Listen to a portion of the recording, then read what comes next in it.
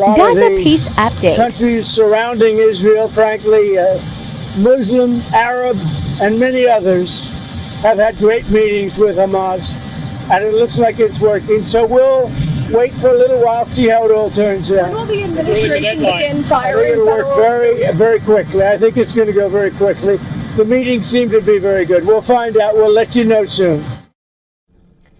The talks come after Hamas agreed to some parts of the U.S.'s 20-point peace plan, including freeing hostages in exchange for Palestinian held in Israeli jails.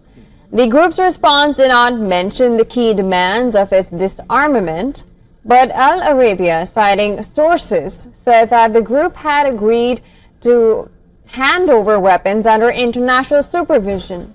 In a post on social media earlier, Trump said that talks had been very successful and that the first phase should be completed this week.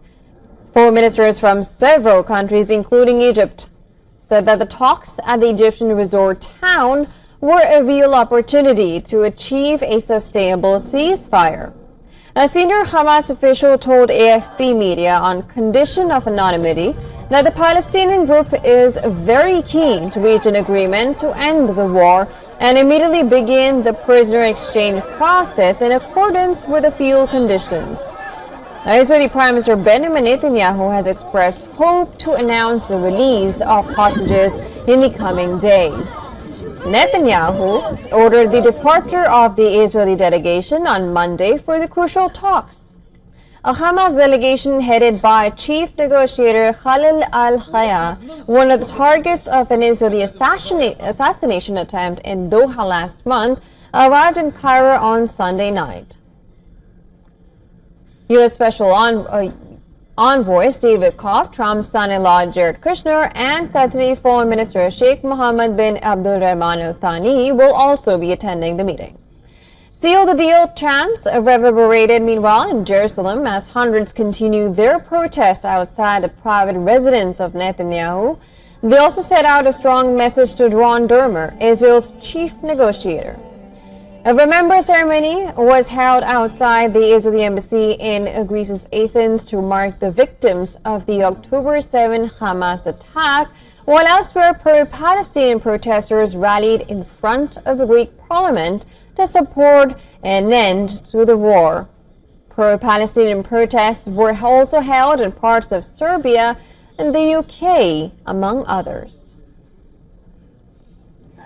And this comes while Israeli strikes continue in Gaza, despite Trump as well as U.S. Secretary of State Marco Rubio telling the country to immediately stop bombing the Strip. Rubio said, and I'm quoting here, "You can't release hostages in the middle of strikes, so the strikes will have to stop."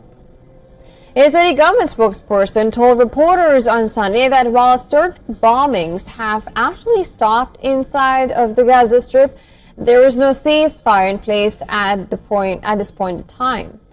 Gaza Civil Defense Agency said Israeli attacks killed at least 20 people across the territory on Sunday, 13 of them in Gaza City.